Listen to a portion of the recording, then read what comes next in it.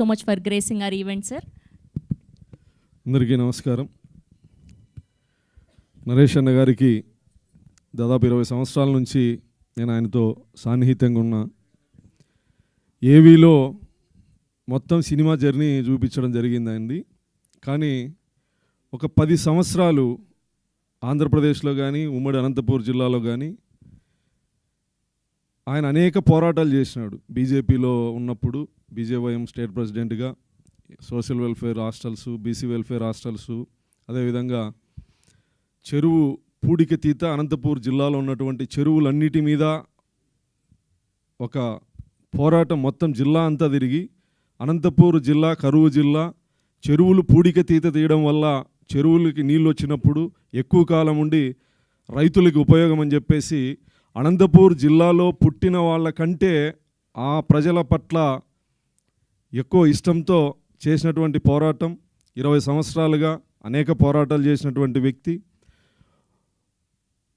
19వ తారీఖు తెల్లవారితే 20వ తారీఖు జనవరి 20 ఆయన బర్త్డే. ఒక 10 సంవత్సరాల క్రితం అనుకుంటా. సినిమాల్లో ఈ ఇన్నింగ్స్ లేదు.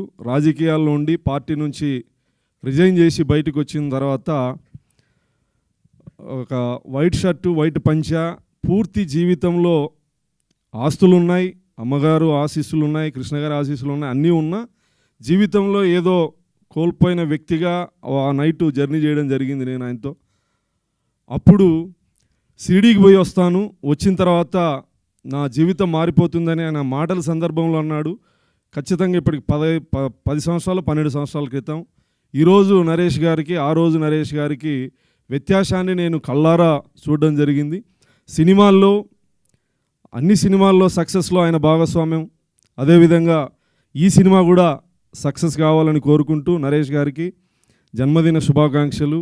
20 సంవత్సరాల నుంచి ఒక సోదర భావంతో నేను ఆయనతో కలిసి జర్నీ చేయడం జరిగింది. అదేవిధంగా పవిత్ర లోకేష్ గారికి, మిత్రుడు విష్ణు గారికి, డైరెక్టర్ సజ్జనార్ గారికి, విశ్వనాథ్ గారికి, మ్యూజిక్ డైరెక్టర్లకి, రాజేష్ గారికి అందరికీ నమస్కారాలు తెలియజేస్తూ, ఈ సినిమా అచ్చ తెలుగు భాషలో పెట్టినటువంటి పేరు, మంచిగా కన్నడ నిర్మాత, తెలుగు టైటిల్, ఈ సినిమా కూడా సక్సెస్ కావాలని కోరుకుంటూ నరేష్ అన్న గారికి, నరేష్ గారు అనేది రాదు, అన్నకి జన్మదిన శుభాకాంక్షలు ముందుగా తెలియజేస్తూ ముగిస్తాను.